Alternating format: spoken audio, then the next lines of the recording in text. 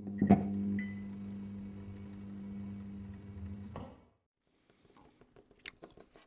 What is up? What is up? What is up? What is up? What is up? What is up? What is up? What is up, Grocknation? Hope everyone's doing well today. Had a great weekend.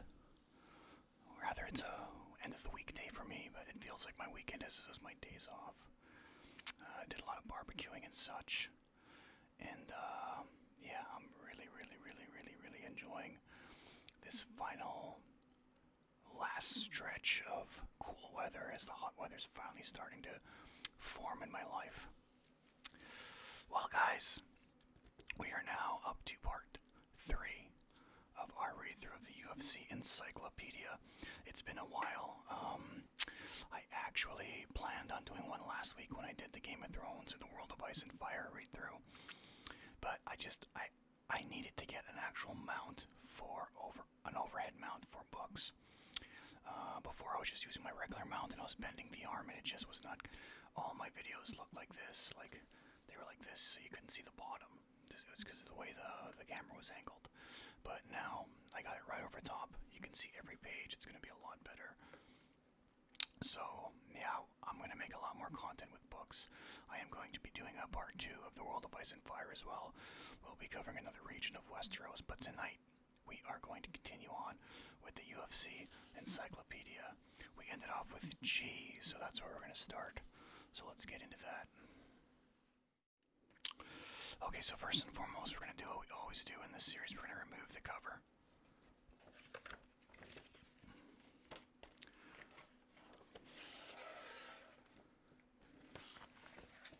This cover itself looks so amazing. I'm really impressed with this. Most hardcovers do have really nice designs underneath, but this is just next level. This is a really good book. I think I have a WrestleMania book just like this, up to like WrestleMania 25. Maybe I'll do something on that. I don't know where that book is though. My wife got that for me for Christmas like 10 years ago. I don't know why she thought I watched wrestling still, but anyway, let's continue on. Oh, move this mic out of the way. There's that nice original OG logo we like so much. Again, I was at this venue. I'm sitting in this crowd right here. This is UFC 129. So we were at the G's. There's all good old Vitor Belfort, Crazy Tim Crowder, Dominic Cruz. There he is, the legend, Royce Gracie. This is where we left off at. So we're in the G's, and like I said, when we're done this, we're gonna go on to the events, which is the backside of the book, which I'm really excited about because the events are worth talking about for me. Personal stories as well, where I watched them, who I watched them with. Yeah, it'll be very interesting. It's kind of got like a, I don't know if you guys can hear that, like a peeling noise to it here. My MMA coach was actually, he's got a wife from Japan. He lived a lot of his life in Japan, so he's a big Japanese, I don't want to say sympathizer, that's the wrong word or something, sympathize, but he was a big Japanese fan anyway. He thought of himself as half Japanese, so he really didn't like the Gracies, because the Gracies and the Japanese have a legendary rivalry. Even though it's full of respect, it's still a rivalry. Okay. So now we are on to the next page, which is, there's a Gracie in here. Okay, Wilson Govia.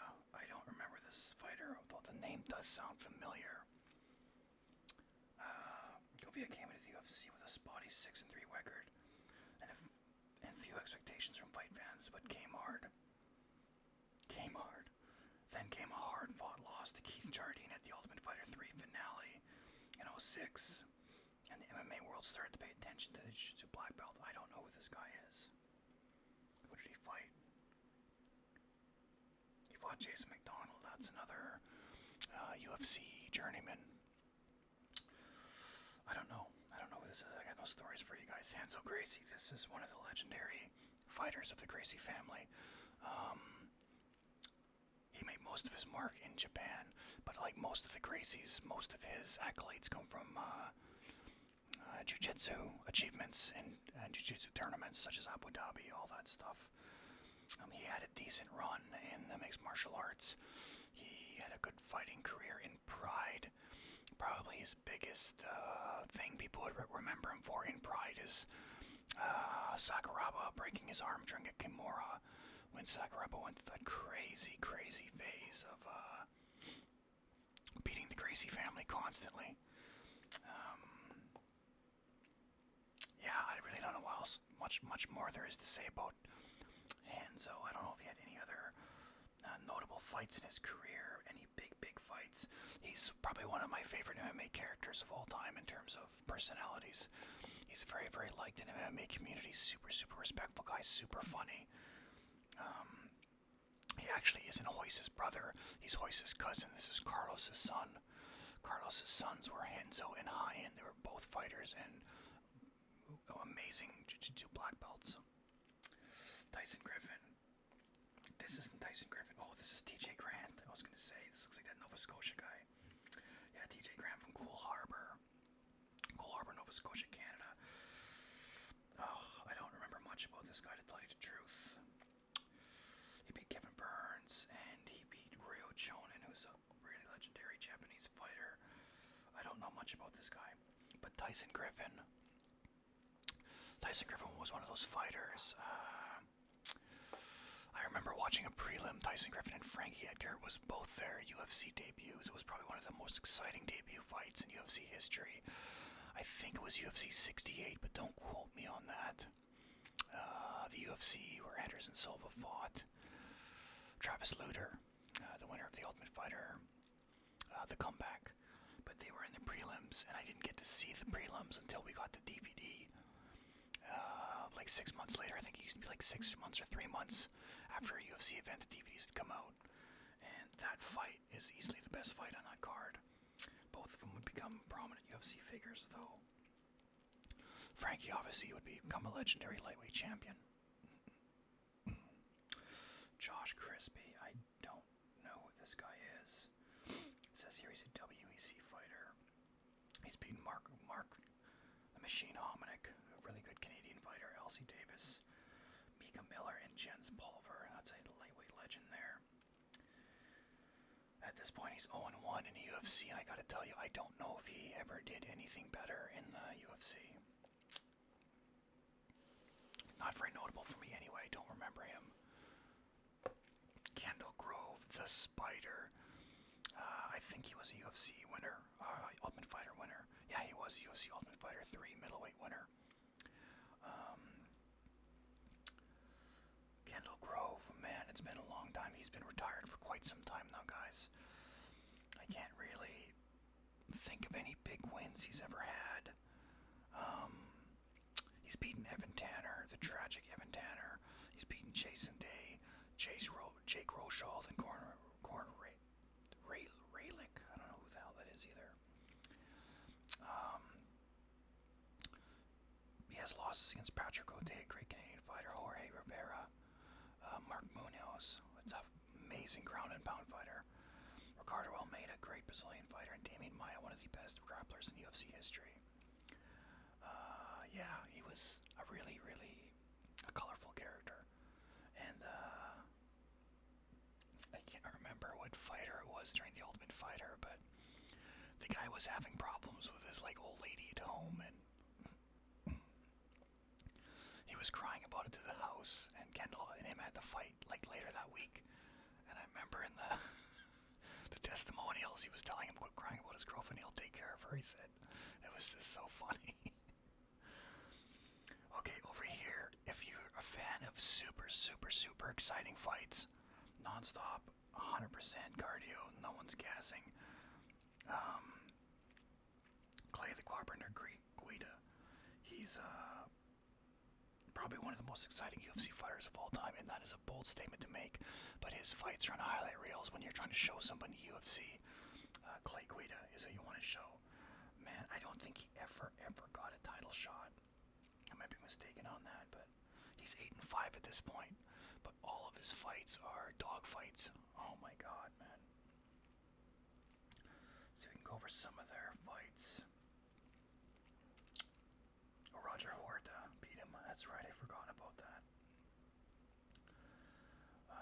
Dean Thomas and Tyson Griffin. So Tyson Griffin over here, that was a really exciting fight. Clay Guida is a wrestler, by the way, guys. So he's a constant push forward. He's always got his hair in his face. Push forward strikes and a takedown over and over and over again. And yeah, it's super, super exciting. His older brother is like a heavyweight.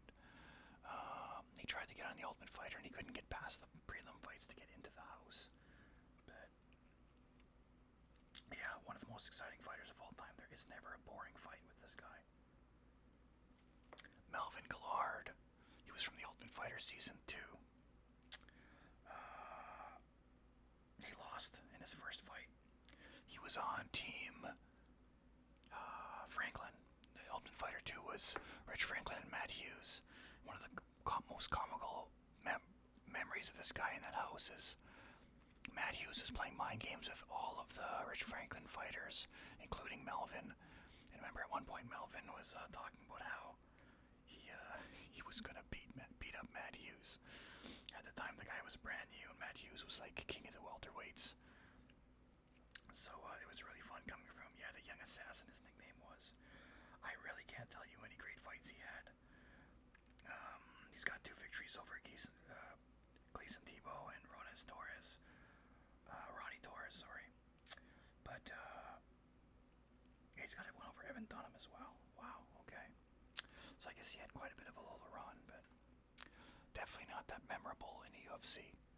The most memorable person on this entire page, we should start doing this from now on, I would say, would be Clay Guida. But the most legendary and, I don't want to say inspirational or whatever, would probably be Enzo Gracie. Because he is amazing. Here's our next big feature fighter, you guys. It is Forrest Griffin. In 1 second, I'm going to see if I can adjust this autofocus so it's not constantly doing this, and that could be kind of dizzy. Okay, so I turned the autofocus off. Hopefully it doesn't bounce as much. It'll bounce a little bit, guys, but it won't be constantly trying to refocus, which, when I watched the last video of this I did, the Game of Thrones one, it was making me dizzy, so there's a little bit there, but it's nowhere near as bad as it was. So our next feature fighter is, if it starts to bother me, I know it's going to bother you guys, I'll switch it back, but for now it looks good. Forrest Griffin, winner of the very first Ultimate Fighter, a participant of probably the most important fight in the entire UFC history, which is the Ultimate Fighter Season 1 Stephen Bonner versus Forrest Griffin. These guys, that fight they put on the line, I think I talked to you guys about that Ultimate Fighter already. The UFC put all their chips on the Ultimate Fighter, and people tuned into the finale on Spike to watch it live. And these guys put on one of the greatest fights of all time. It's not, in terms of today's MMA, guys, this is older MMA. That was considered modern MMA back at the time. It was probably one of the more exciting, but in terms of pure technical abilities, it was pretty sloppy, but it was a good brawl that didn't end. It just kept going. And the people that tuned in, they have a story about it. The ratings just kept climbing as the fight wore on, because everyone was telling everybody, you gotta watch this fight on Spike. And they figured they gained a huge amount of fans from that fight. They both got the contract, despite the fact that Forrest Griffin actually won the fight and the contract. Dana White gave them both a contract. So Forrest Griffin, like I said, he was on the very first Ultimate Fighter. The very first Ultimate Fighter was light heavyweights and middleweights. And Diego Sanchez won the middleweight portion of the show, and Forrest Griffin won the light heavyweight version of the show. The very first Ultimate Fighter. I'm not going to talk about the Ultimate Fighter. We'll talk about the Ultimate Fighter when we get to that. Let's just talk about the fighters for now. Actually, I'm getting too deep into this. But yeah, after winning the Ultimate Fighter, he actually went on a bit of a tear. I can't remember who he beat right out of the Ultimate Fighter, but his second fight was against Tito Ortiz. And this is when Tito Ortiz was still kind of a big deal in the UFC and the MMA in general. And Forrest Griffin took him to a decision. I thought that he won, but he lost. And one of the things that Forrest Griffin's famous for is when he loses, he runs out of the octagon weeping. It's kind of like his trademark. Like, I'm not even lying. He'll dash out of the octagon and he'll weep. Let's talk about all the people that made him weep in here. Well, Tito Ortiz made him weep. I don't know if right here. Oh, they fought the second time and Griffin beat him. The first time they fought, he lost. And he went running out of the cage weeping. When he lost against Evans, he actually lost his light heavyweight title. He went out of the octagon weeping then too. I don't remember if he did with Silva. But man, great fighter, super exciting. To me, he always looked like he was always awkward looking. Like he's only got the one page. Like he's got a really long upper body. I don't know how to say it. Like his upper body's super long, and it looks like his legs are shorter than his upper body. His arms are really fucking long. But yeah, he likes to stand and bang. He can wrestle. He can do groundwork with jiu-jitsu. Though his famous thing was he liked to stand up and strike. That's what made him a really exciting fighter. But okay, let's move on. Alright, so over here we got George Gurgel. He was a member of the Ultimate Fighter Season 2. I remember telling you guys about how Matt Hughes liked to fuck with the fighters. He liked to fuck with Jorge the best, because Jorge was, or George, sorry, he was Rich Franklin's first pick. And it was because he was Rich Franklin's teammate, real life teammate at the time. And, I thought he was going to win the show initially, because there was so much hype around him. He didn't win the show. Joe Stevenson won that season. And, I don't even think he won his first fight in a house. I can't remember. I just remember the funniest thing from that season was, he upset Rich because he was getting overly mad at Matt Hughes. And, Rich was calming him down, telling him, "You're getting too angry, calm down, calm down." And I remember he just turned super, like, I don't want to say femmy, but yeah, femmy would be the right word, out of nowhere. And he was apologizing, like, trying to hug Rich, and Rich, like, I'll never forget Rich told him, "Don't do that shit here," he said, like, hugging him, being all, like, emotional. I guess they're emotional behind the scenes, I don't know. It was a weird fucking thing, but yeah, that was George Gurgel. So over here, he's only 3-1 right now. He's not the Swedish legend he would become, but Alexander Gustafsson, he's brand new in UFC here. He put on one of the greatest light heavyweight fights of all time, against John Jones, a decision. I thought he won the first fight. I honestly thought Jones robbed him. But they fought the second time and Jones beat him handily that time. But the first time I was sure Gustafsson won that fight. I was cheering for him. I watched, again, we're getting too much into this. Actually, yeah, we can't talk about that because that UFC won't actually be featured in here. This book ends like UFC 120 or something. So yeah, this won't be featured in there.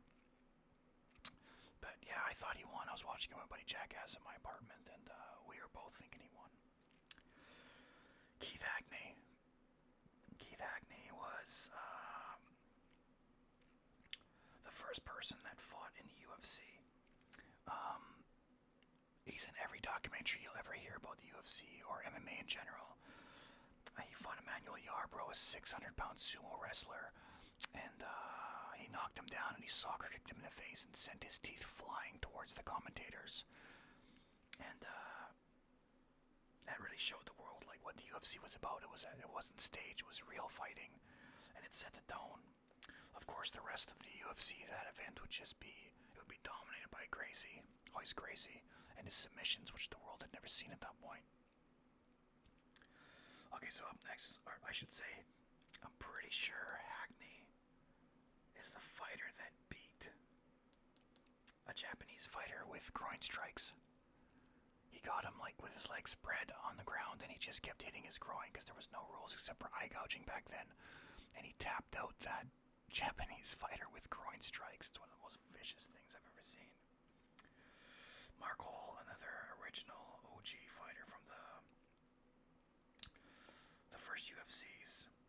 Yeah, he beat Harold Howard with strikes. got submitted by Paul Varlins, the next tournament. This is the one Marco Huas won, I believe. That UFC.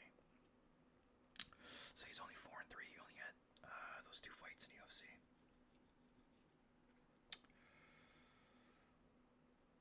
He lost the Predator.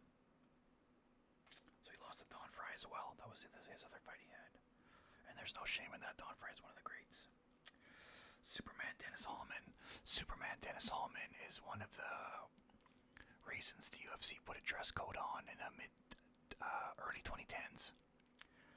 I remember he came out with a Speedo on for his fight, and Dana White was so livid that no one in the back checked him and did not allow him to come out in a Speedo. So from that point on, it was either Valley Duo shorts or board shorts and nothing else. And yeah, it was because of Dennis Hallman. He's got a couple notable wins, though. I think he actually has a win over Matt Hughes. Yeah, he has 2 submission victories over Hall of Famer Matt Hughes. Fights against Frank Trick twice, Dennis King, Dave Monet, Gail Uno, and wins in 7 of his last 8 fights. He's 3-4 at this point. He would become a middle-of-the-road fighter. For sure, his biggest claim to fame, which is one of the things I took note of him for, was he submitted Matt Hughes not once but twice. No, he didn't submit him twice. It says 2 submissive victories. I don't remember him submitting him twice. That's weird. That was in one of Matt's first fights. One of the fights he would want to get back. So Matt Hamill, the Hammer, this guy right here, super unique fighter in the UFC. He's from the Ultimate Fighter. He is actually completely deaf, so he can't hear out of both ears, which is amazing because anyone that's ever taken place in a combat sport, whether it be freestyle wrestling, taekwondo, anything like that, you rely on your corners, what they're seeing, your corners, your trainers, whoever is watching you, and during the fight, you rely on what they see, and it's just like chess. If you're watching 2 people play chess and they're in the moment, you'll definitely see things that they can't see, especially from the different angles you're seeing. And that's exactly how a fight is, or a wrestling match, or a taekwondo match. They might see that this fighter is dropping his hand every time that he circles to the right, because he's afraid of his, getting a shot there. So there's an opportunity to go to the left rib, maybe, something like that. He never got that. So when he's in there, he can't hear anything. He just sees the fighter in front of him, and he's trying to beat him up. He has to look at his corners, and they have cards up. I can't remember exactly how the cards work, but it's pretty extraordinary. Fun fact, this is the only fighter in UFC history to score a victory over John Jones. So John Jones absolutely annihilated Matt Hamill in their fight and was winning hands down, but for some reason Jones started bringing elbows down on top of Matt's face to finish the fight, and they were 12-6 elbows, which are illegal in the UFC, and it knocked Matt out, cut him open, and as a result Matt Hamill got a disqualification victory, and John Jones has his only defeat in his MMA career, and it's because of that. No, I can't think of very many notable fights he had in terms of great fights. I do know that he had a lot of fights, and he won more than he lost, and he was always an interesting story because, again, he's deaf, so everyone, including me, was always cheering for him, wanting it to work out. So down here we have Anthony Hardonk. He was a Dutch kickboxer. I was so pumped, you guys, when he had his very first fight, because I love the Dutch. For one, we have family there. And he was training out of Ernesto Hoost's gym, I believe it was. And his leg kicks were devastating. No notable fights with this guy. He's 4-4 in the UFC at this point. No notable great fights. I will say, the one fight I remember with him was when he fought Frank Mir that was coming back, and he was on his last chance. Had he lost that fight, he would have been removed from the UFC. This is following his motorcycle accident. He put a bunch of weight on. He was fat. He had a rod in his leg from that point on, and he got a little bit extra leeway with his losses. I think he was on a two-fight losing streak at that point because he had to vacate the UFC heavyweight title and everything he was overcoming. So Dana White gave him one last chance, and it was against Anthony Hardonk, and he beat Hardonk, and I was so happy. I'll never forget that. They showed the footage of Frank Mir's wife in the crowd when he beat Anthony Hardonk, and she was losing her mind, crying. She was so happy because he was going to get cut. Dan the Outlaw, the Brit fighter, he's a commentator now, I believe, or he was anyway the last time when I was watching the UFC.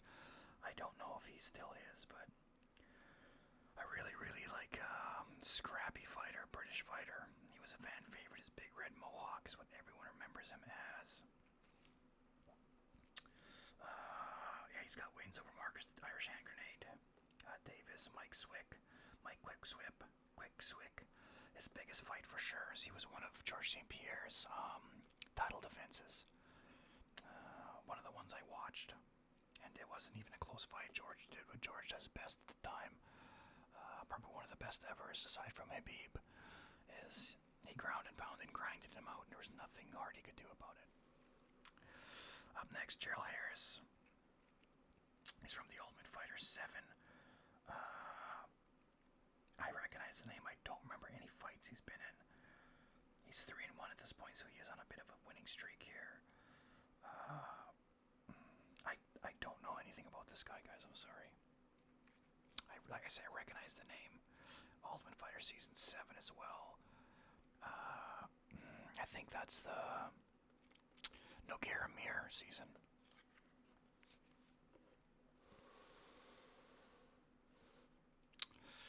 Okay, so up here we got John Hathaway, the Hitman, the British fighter. Again, don't know much about him. Was he the one that got a spinning head kick knockout from the Brazilian fighter? He beat Ricky Story, Paul Taylor, Chris McCoy, and Diego Sanchez, with his only defeat coming to Mike Pyle at UFC 120. No, I don't know much about Mr. Hathaway. It doesn't really ring a bell. He's 5-1 in UFC at this point, so he obviously, I knew he was in the UFC. I was aware of him as a fighter. I don't remember any of his fights. Dustin Haslett, this is an old school Militech fighter. He's 5-5 in UFC at this point. He's got wins over Jonathan Goulet, great Canadian fighter, Josh Bergman, a really good American wrestler, and Tamden McCrory. But in pivotal bouts against Josh Koscheck, great UFC wrestler, fighter. Paul Daly, those two are intertwined forever, Paul Daly and Josh Koscheck. Rick Story and Canadian Mark Bocek, he couldn't take it to the next level, so they all beat him. Josh Koscheck and Paul Daly are infamous together because Paul Daly actually hit Josh Koscheck in the face with a cross after the end of the fight, after the bell rang, and he got a permanent ban from the UFC as a result. He claimed that, Paul Daly claimed that Josh Koscheck called him the N-word. I do not believe that. I just think he's a terrible, poor sportsman. David Heath, again, it sounds like oh, I'm thinking of Heath Herrick, never mind. UFC 62 was his first fight, so that's a long time ago. That's around, what, UFC 62, which one is that? I'm trying to think now. 60 was Gracie and Hughes. 61 was this 62, I believe. That's the Hughes and George St. Pierre rematch. No, it wasn't, because 63 Hughes fought Ben for the second time and beat him. Jeez, I'm not sure what UFC 62 is. 63 is definitely Ben and Hughes. 60 was Hughes and Gracie in the very first UFC in Los Angeles. He scored a decision victory over Victor Volmaki after 3 consecutive losses. David was sent packing, so he's gone now. Benson Henderson, Bendo, probably the most famous thing he's known for is his super kick off the cage, rather receiving the super kick off the cage from Showtime Anthony Pettis. He was a UFC lightweight champion, a WEC lightweight champion, and he would win the UFC lightweight champion as well. I believe Frankie Edgar beat him in Japan, is to where he got dethroned. Or am I thinking Frankie Edgar beat BJ Penn in Japan? think Benson Henderson and Frankie Edgar fought in Japan, and Benson beat Frankie. I believe that's what it was. I don't know. It's been so long, you guys. That's over 15 years ago. Almost. Dan Henderson, one of my favorites of all time, you guys. It's weird that he doesn't have his own page right now. He was the reigning dual Pride middleweight and welterweight champion when the UFC purchased Pride, so he was the champion of both weight classes. Now the weight classes in Pride were a little different. The middleweight was actually the light heavyweight, and the welterweight was actually the middleweight. But he held them both. He famously knocked out Vanderlei Silva in Pride's only, was it their only American event? I think it was the Real Deal, it was called. He knocked out Vanderlei Silva and won that title as the reigning welterweight champion. He won that in a Pride Grand Prix, famously beating Dave Bustamante, or Murillo Bustamante in the finals. Dave Bustamante. Also a former UFC middleweight champion. But as soon as he came to the UFC, he actually fought, he got 2 title shots right off the bat. One against Rampage Jackson at UFC 73, I think it was in England. And he just didn't look himself.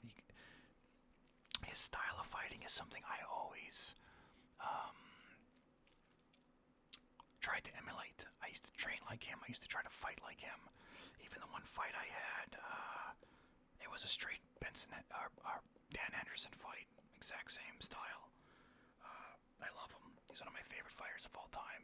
He's a wrestler as well, like I was. So, but yeah, he had a title fight against Rampage in England. He lost, and he didn't look himself. He said he was really, really jet-lagged. He didn't get there until it was too late. Whereas Jackson was there for like a week or 2 at that point. And then he got a fight against Anderson Silva right after, and everyone was super excited. The Thai clinch versus the Greco-Roman wrestler. You know, the Thai clinch versus the underhooks. What's going to happen? And yeah, he got knocked out from Anderson like everyone did back then.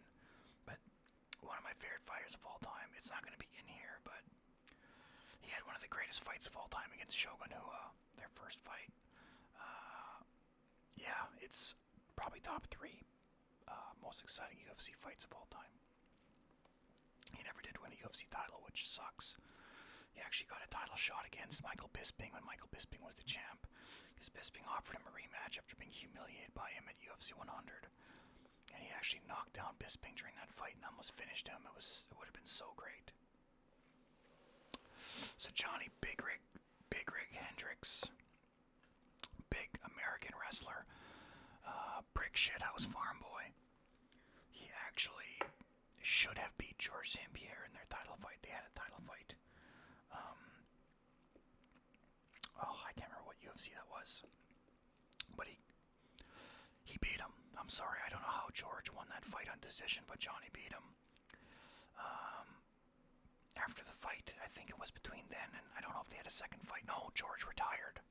George retired after that, but Johnny, he was convinced that Johnny and opponents he'd fought up to that point were on performance-enhancing drugs, because at the time UFC didn't have an independent drug testing company or group looking into them. And George, one of the reasons he retired, he said, is because there was an unfair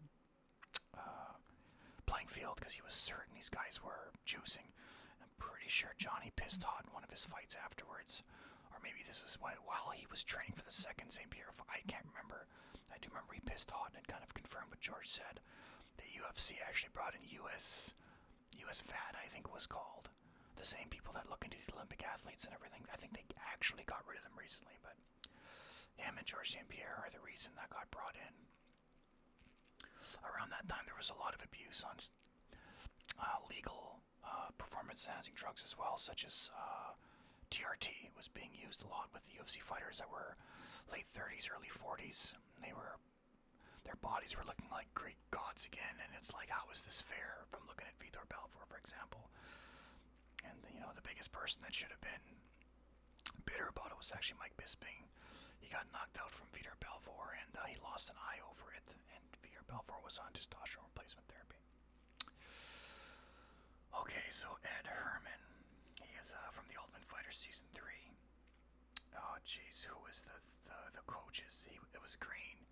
He was green. It was a green color. You know what? I think it was Shamrock and Ortiz, if I remember correctly. Don't quote me on that, but we'll find out when we get to that. But it was definitely the green colors. That's why I think he was with Shamrock, Team Shamrock. That was the biggest joke. Okay, we're talking about the Ultimate Fighters again. We'll get to that eventually, but he really didn't do much after that. Like, he's got a negative record at this point, and he didn't last too much longer after that. He never had any great big wins in the UFC. He's got wins over Chris Price and Scott Smith. One of the greatest comeback fights in UFC history involves Scott Smith. But other than that, no, he lost to journeyman Jason McDonald. So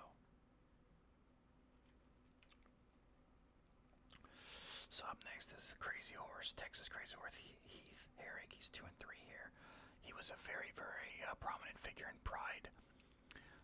That's where he got his Crazy Horse, the Texas Crazy Horse mantra, because the Japanese, they love crazy American characters, like in their pro wrestling, in their MMA. They like the cowboys, the Don Fries, and he would come out with a big leather duster and a cowboy hat, and he always had really cool colored hair in Pride. Like, they would always be dyed, all streaks and different things, and that's the one thing I remember about him for sure. He was Brock Lesnar's second fight in the UFC, and Brock Lesnar absolutely mauled him. But in Pride, he's got wins over Mark Kerr, legendary Pride fighter that's The Rock's doing his movie this summer. Igor Vovchanch and someone else you'll see in that movie with The Rock. Great Ukrainian fighter Gary Goodrich, whom I assumed was dead, but a viewer told me a couple UFC videos back, or a couple book videos back with the Encyclopedia, he goes, bro, Gary Goodrich ain't dead, bro. So he's not dead, you guys. And most recently, Czech Congo. That's right, he did beat Czech Congo. But yeah, and he really fizzled out. Bobby the Truth Hoffman, he's 0-2, won no contest in the UFC at this point. I do not remember this guy at all. Let me just look to see if winner of 36 and 40. So he's a gamer for sure. That's his professional record. No, I don't know who this guy is. Bobby Hoffman. Doesn't ring a bell. Up next we got Sausage Tits, Sam Hoger. That's not actually his nickname. His nickname is the Alaskan Assassin. They nicknamed him Sausage Tits on the Ultimate Fighter, and he was so upset about it. I actually was cheering for him because they bullied him so much. At this point, he's 2-3. He actually started out, I believe, 2-0. If not, he was from the Ultimate Fighter season 2. Yeah, he lost to Rashad Evans and Stephen Bonner. But the Alaskan Assassin first jumped in Ultimate Fighter season 1. Sorry guys, season 1. He defeated Bobby Southworth. That made me so fucking happy. Bobby was one of his biggest bullies. Bobby and Josh Koscheck bullied the fuck out of Chris Lieben, but they mostly picked on Sausage. And the Canadian guy, Jason Thatcher. Oh my, okay, we're talking about Ultimate Fighter again, but yeah, I was so happy when he beat Bobby. Biggest one of his career is against international star Lyoto Machida at UFC 67. So Lyoto Machida's a UFC legend. This guy, Sausage Tits, beat him. That's crazy. I don't even remember that.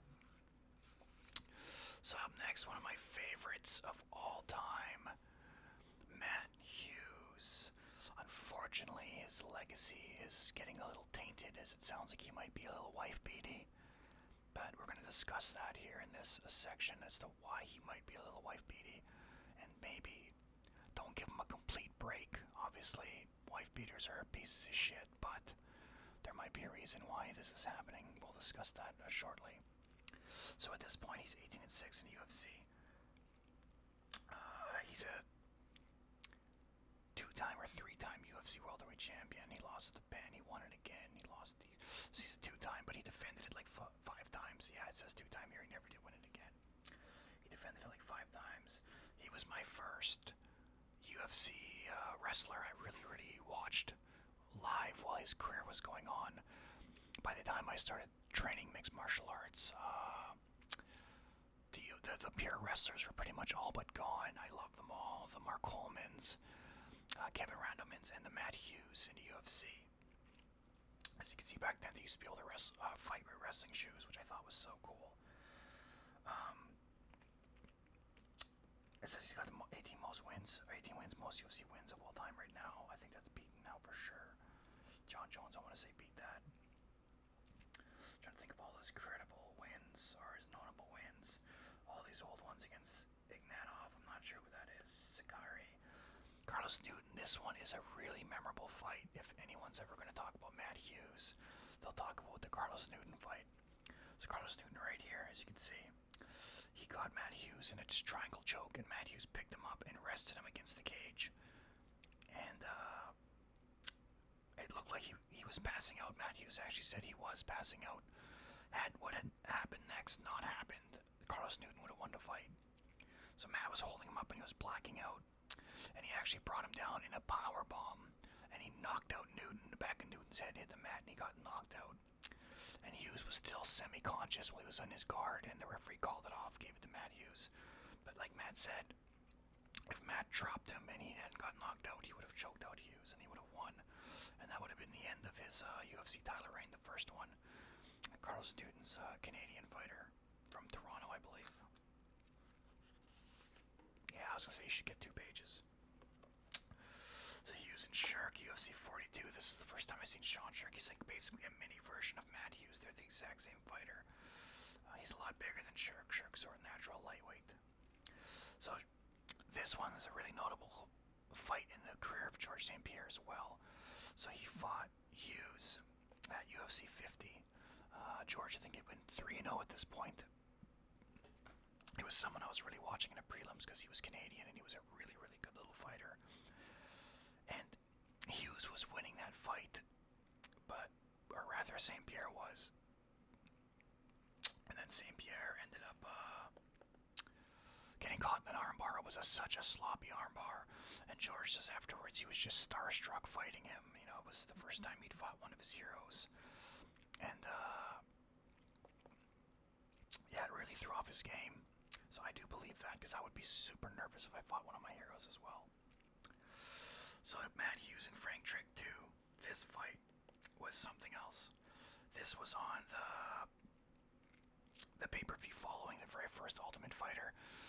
It had the coaches fighting Chuck Liddell and Randy Couture. That was their second fight after Randy beat Chuck, and this is when Chuck's popularity was slowly soaring.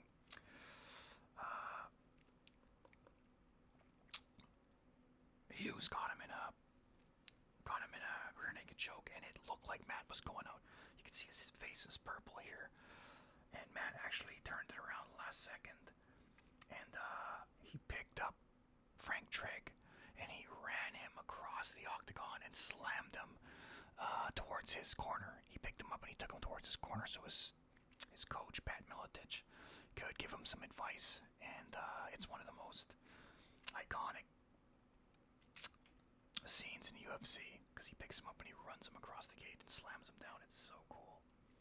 He ended up beating Trigg in a rear naked choke shortly after that. So here it is. This is one of the few times UFC's done a freak fight, and I say that with, it's not that much a freak fight. Horace Gracie's a legend, but at this point Horace Gracie was 40 years old. He wasn't a modern mixed martial arts fighter, and Matt Hughes was a fucking beast of a wrestler. And it went exactly as I expected. He beat the shit out of him, finished him from this position.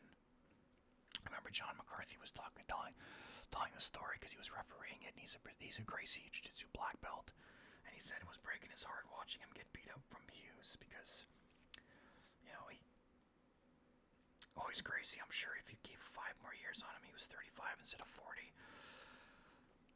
and you made him a modern mixed martial artist at that point. I don't know if he would have even won that fight then. They're just 2 different beasts. Yeah, I was right. 63 was UFC. Hughes and Penn 2. We don't know what UFC 62 was. I'm trying to think who the champions were back then. That it would have been. I think Rich Franklin was a champion around then. Regardless, he got his revenge against Matthew, beating him in the Salivary position. Or as me and Jackass like to call it, the Salisbury position. One of my favorite positions to do in mixed martial arts. It's super, super easy to do, especially against people that don't know what they're doing. UFC 68, Hughes versus Lytle. Why did he fight Lytle at UFC 68? UFC 68 was Anderson Silva and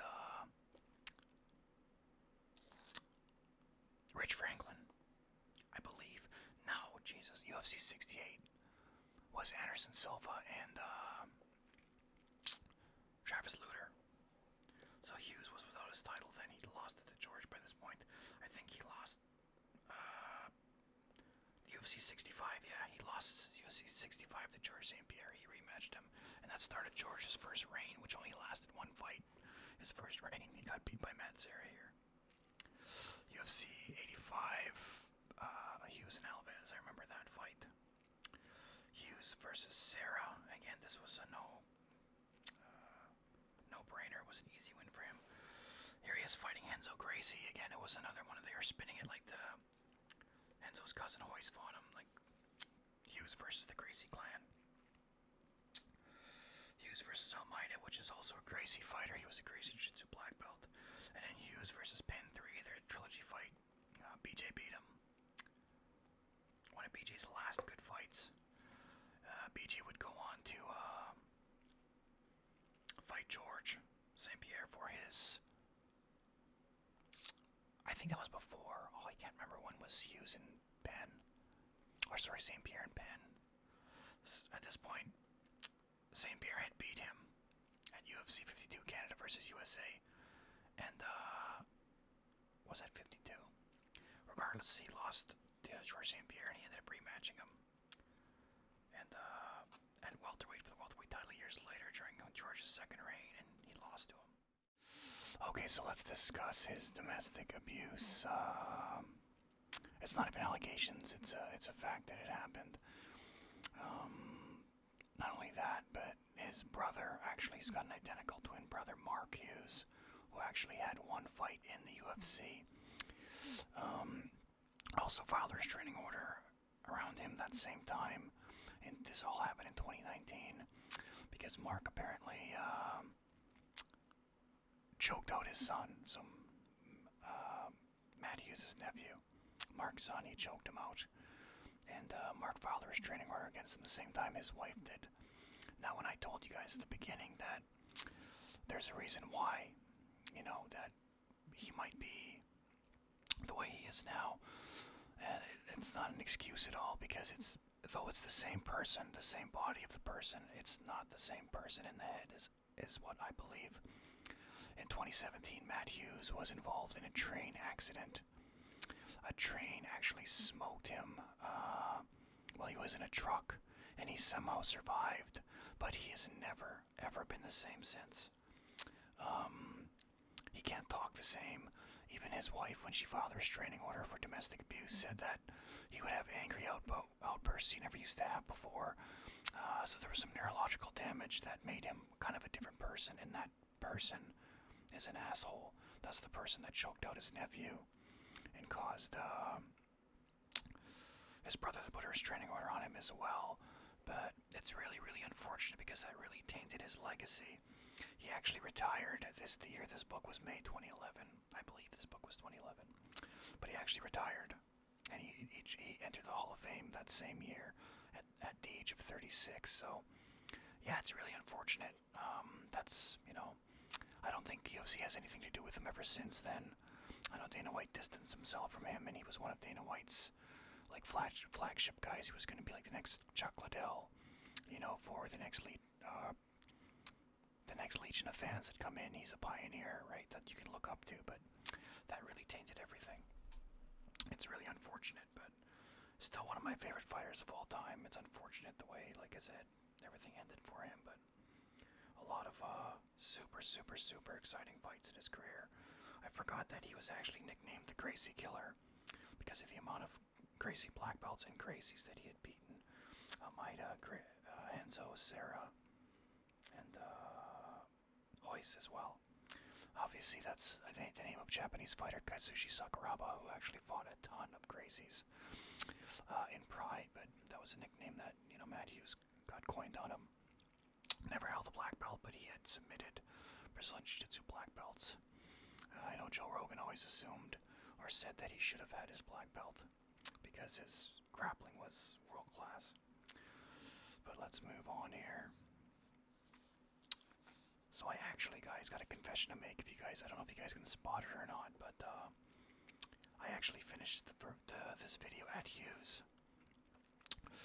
And I realized when I finished editing it out, I didn't explain what I meant at the beginning with his domestic abuse allegations and how, it all might have came about and why he is the way he is now. I didn't add that in there, so I was like, oh, maybe the next video I will.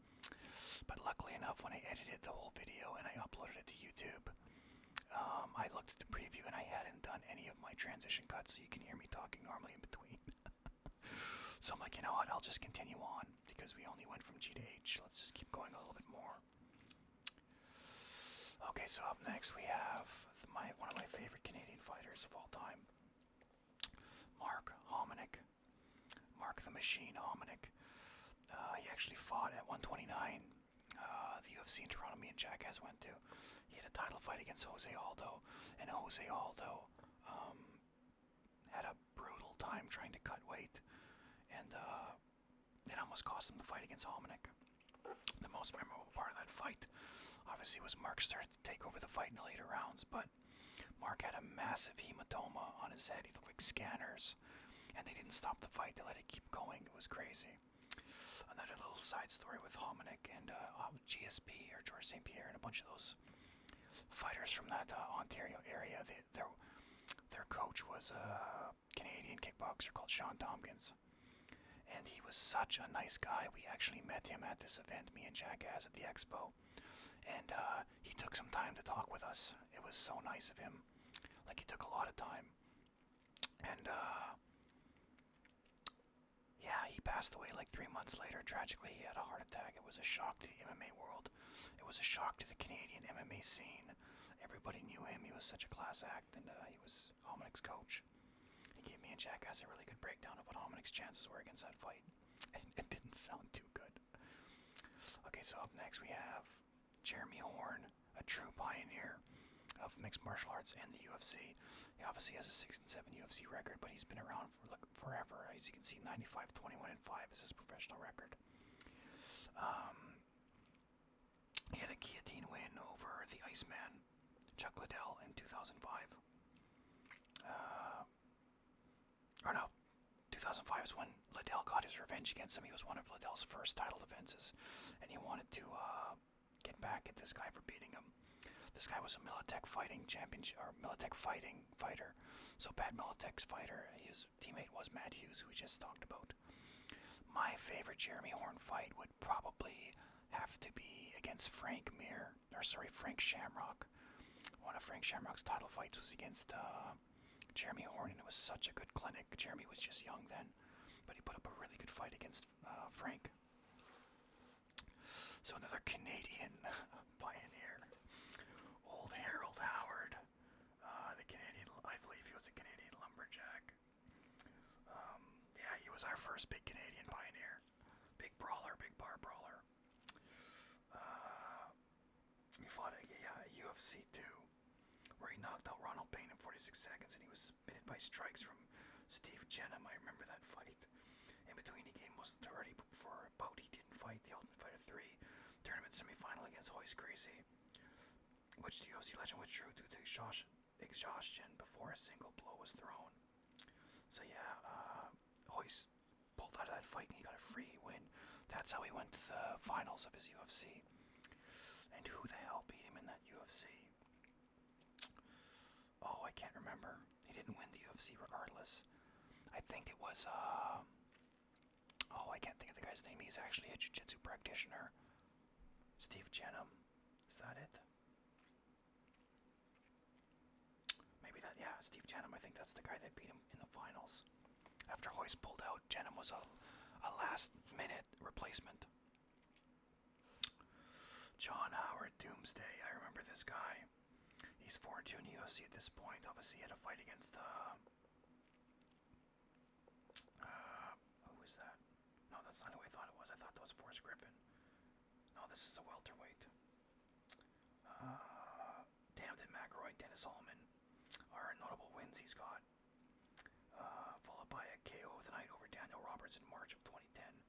Since then he dropped fights to Jake, the Juggernaut Ellenberger, and Thiago Alves. So remember this fighter, not very memorable enough for me to break down his career for you guys, unfortunately. Just not that. So up next we have Roger Huerta El Matador. So around this time in 2000, I want to say it was 2000. Oh jeez, his record's 6-2 now.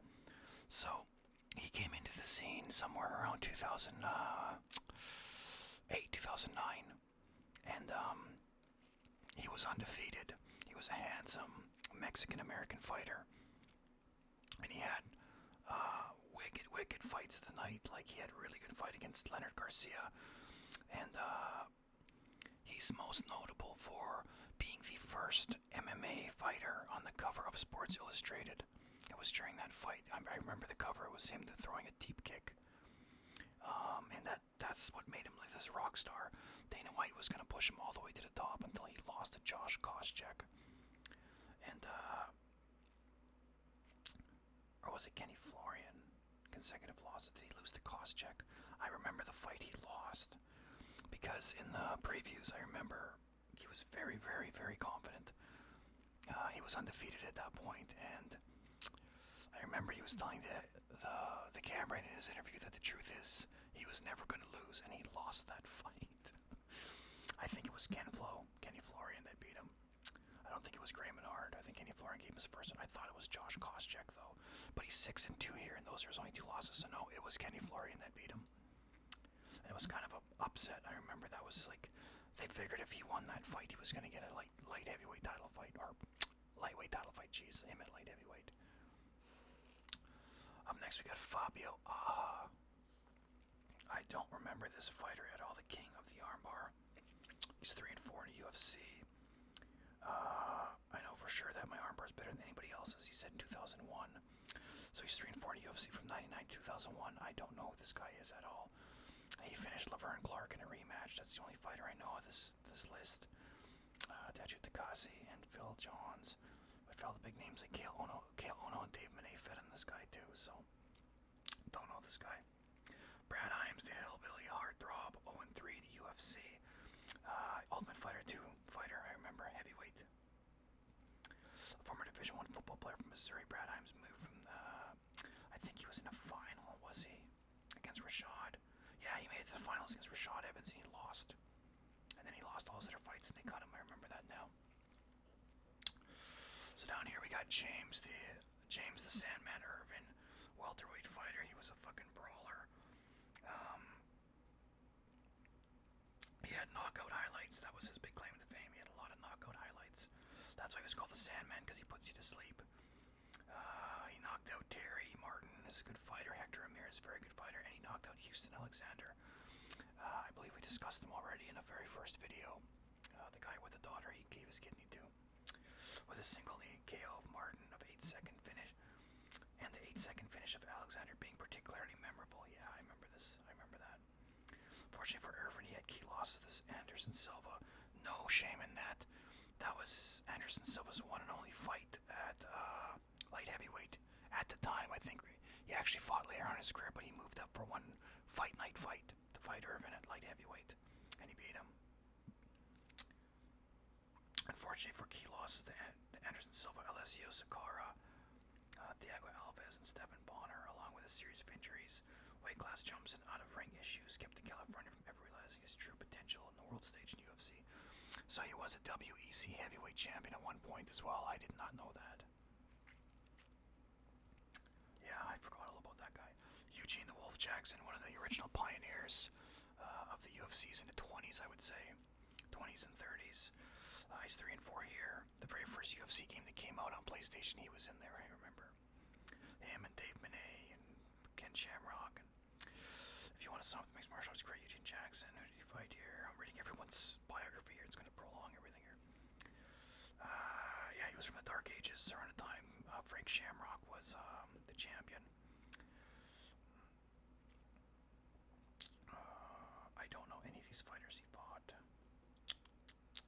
Nope, I don't know any of these fighters he fought. I want to to say Phil Baroni fought him at one point. No, Phil Baroni fought Dave Monet. He had that famous knockout of him. It's a fighter you might get to here if he's going to be in here. I'm not sure. We were right, guys. It is Steve Jenham. He's the one who replaced Hoyce at UFC 3. It's showing it right here. So here we go. Keith, the Dean of Mean, Jardine, Ultimate Fighter 2 alum, and arguably one of the more popular fighters to come out of that season.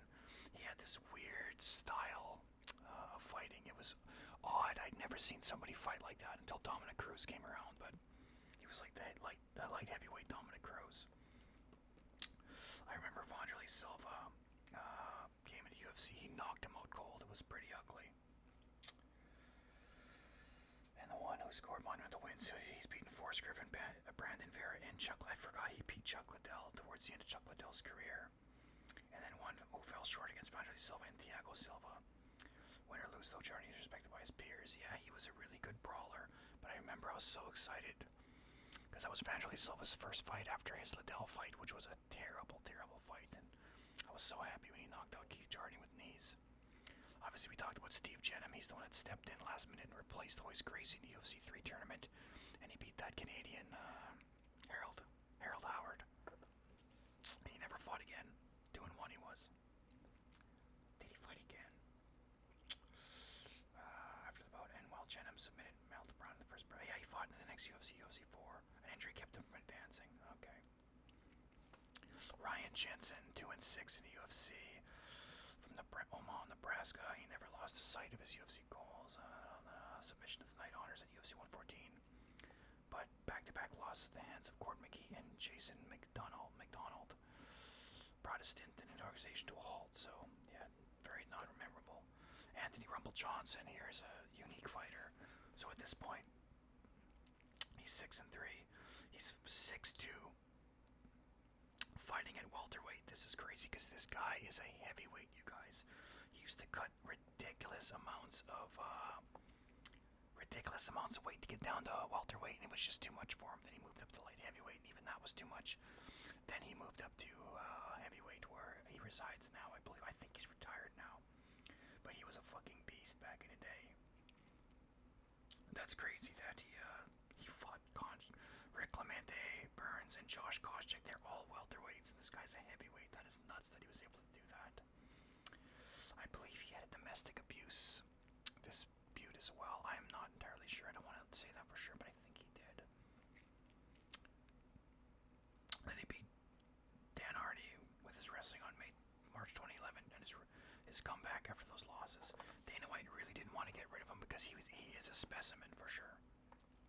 DeMarcus the Darkness Johnson from Tough 9, Team UK, 3-3. Don't remember much from this guy. He has wins over Edgar Garcia and Brad Blackburn that both earned him fight at night bonuses, or post-fight bonuses. Matt Riddle. He lost against Matt Riddle and Amir Sadollah. Amir Sadollah is a winner from one of the Toughs, and Matt Riddle is a WWE wrestler now. I don't know if he's in WWE anymore, actually. Mighty Mouse Demetrius Johnson. So this guy, arguably one of the greatest UFC fighters of all time. In 2011, he wasn't considered so yet. He's only 2-0.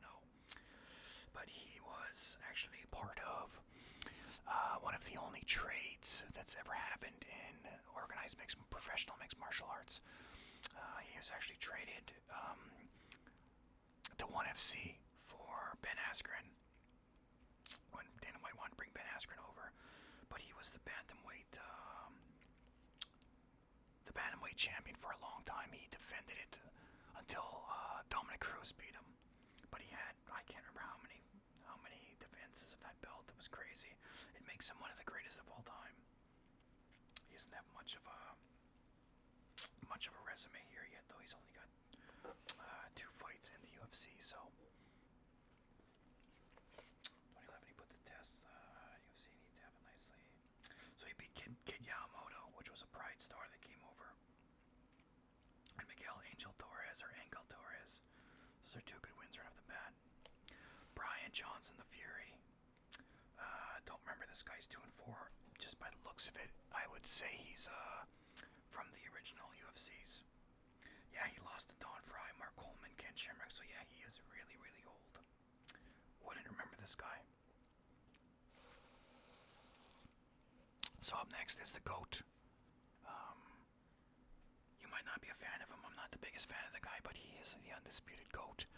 His only loss in the UFC, we just discussed it, was a loss to Matt Hamill via disqualification.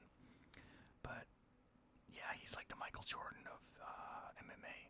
No one's ever beaten him. The only person that's ever come close was Alexander Gustafsson in a decision when he got over Gustafsson that everyone, including myself, thought he lost. But I remember seeing this kid coming from a mile away in the prelims back in the day. And then obviously he beat Shogun for his first world title.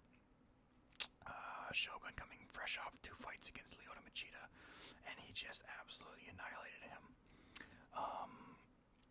Or was it Machida he beat with a standing guillotine? It was either Shogun or Machida he beat with a standing guillotine. Let's just read this real quick. Anyone's got 5 months later, Stephan Bonner, UFC 100. I know he's a champion there. Where are we here? Just want to know who he beat for the light heavyweight championship here. Jones took the belt, tearing through. It was Shogun who at UFC 128 he beat him. So yeah, this is after Shogun beat Machida. I never understood Shogun. I'm a huge Shogun fan from Pride. I actually picked him at the beginning of the Grand Prix in 2005. I picked him to win, and my buddy Jackass picked Vanderlei, but he picked Nogueira, Rogério Nogueira, the middleweight. I never understood how he just puts his hands on his head when he's blocking strikes. With boxing gloves, you would do that, but not with MMA gloves. I never understood it. Man, he beat everybody. So Stephan Bonner was roided out of his grills for this fight. Kusamo, that's old. But yeah, he's beaten the who's who of the UFC. He cleared out the light heavyweight division, and he's actually the current heavyweight champion. And although he hasn't fought in like we're going on 3 years since his last fight. Okay, so here's the next feature fighter. This is Quinton Rampage Jackson, one of my favorite fighters from Pride. I always loved his slams because they're so easy to do, you guys. I don't know how to warn you against this. If you're ever in a situation where you're up against a wrestler in a street fight, the only thing I can tell you to do is not fight a wrestler, for one, unless you're a wrestler yourself. But secondly, do not let the wrestler put your back against anything, a wall. This is ropes, because they'll do to you what I would do, which is pick you up from your crotch and dump you on your head. Yeah, it's such a fun move to do to people when you put them against the wall. We used to have wall mats when we train, and I'd always pick people up. I wouldn't dump them, obviously. I don't want to hurt my teammates, but I love it. I actually did this exact slam at a Brazilian Jiu-Jitsu tournament in Winnipeg in 2008, and I almost got disqualified for it because they didn't want no slams, is what they're saying. So it was strictly for an advantage to the Brazilian Jiu-Jitsu practitioners, straight Brazilian Jiu-Jitsu practitioners, to not have slams involved. So all my takedowns had to be single leg or double leg without any slams. It was pretty cheesy. But here he is against Minowa, Japanese fighter, pro wrestler as well. He's a big popular fighter in Japan, but he's not a good mixed martial artist. Critical Countdown 2004, him against Ricardo Arona. So he actually knocked Ricardo Arona out in this fight with a power bomb. Ricardo Arona put the Brazilian Tiger. Ricardo Arona put a triangle choke on him, and Rampage picked him up and he knocked him out. I always remember Rampage's chin was busted open because it hit the top of Arona's head when he slammed him to the mat. So his chin was cut in a post-fight interview. So Pride used to have 3 at the end. I want to say the last 5 years of Pride, most of the season of Pride, or the year of Pride, the calendar year, consisted of a Grand Prix. A Grand Prix is like a big tournament, a 16-fighter tournament. They wouldn't happen in one night. They would happen in 3 separate nights. The first night was called Critical Countdown. That was where the first 16 fighters fought.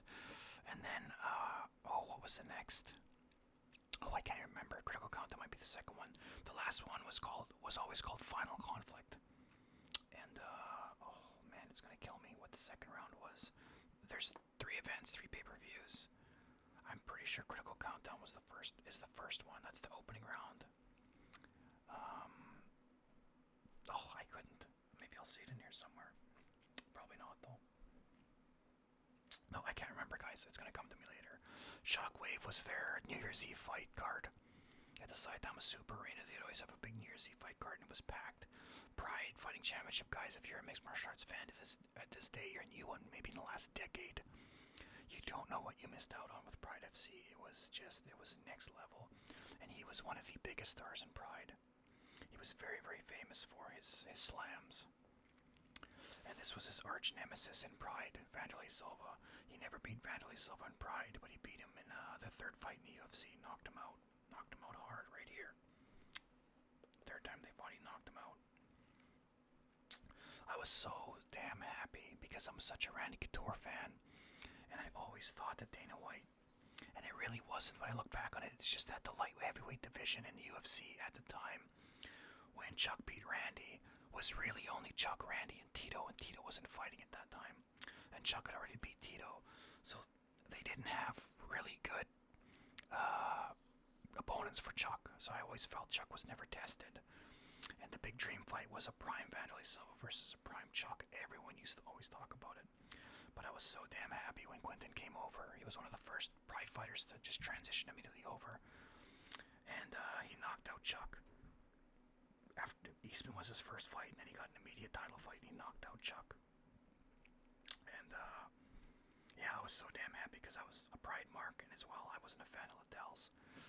And then, like I said, when Dan Anderson came over, the two of them fought in England. Anderson got back-to-back title fights in both weight classes because he was the reigning champion. And he lost to Jackson in a decision. Jackson beat Griffin as well. Like I said, he beat Vanderlei Silva. He would lose to Rashad Evans, and probably of all these fights, he probably wants that one back the most because that was the most animosity for fights that he definitely had. But yeah, he was a great fighter. Kind of an ass. He was kind of a bully, an actual bully, which was unfortunate, but he was a character. He would howl. He wore a big chain to the ring or the cage, and yeah, he was a character for sure. Dana White really did love him. They had a bad falling out in the end, though. Okay, though, guys, we're at an hour now, I believe. I think that's gonna be it for this this video. We're gonna continue on. We're at the K's now. We're almost got. Oh, I can see badass Carlos Newton. He's got a whole page. That's insane. He's only 3 and 4. They gave him a whole page. Mind you, he is a former welterweight champion, but at the same time, he never really did anything after that, aside from being a highlight reel knockout in Pride from this guy here, Anderson Silva. Okay, guys, but that's gonna be it. Hope you guys enjoyed the video, and if you did, make sure to let me know down below if you want me to continue this series. I do enjoy talking about these, especially the fact that they're all fighters from 2011. I know them all, even if I don't know them specifically because I remember their fights. I remember the fighters themselves. There's a Pride fighter, Yuki Kondo. But with that being said, go Mark Kerr, look at that. The Rock's movie coming out this summer, The Smashing Machine. Yeah, so I'm looking excited to go over this page when we do this again. With that being said, though, guys, have a great day, great night, whatever it may be, and peace out. Peace out, peace out, peace out, peace out. Bye, guys.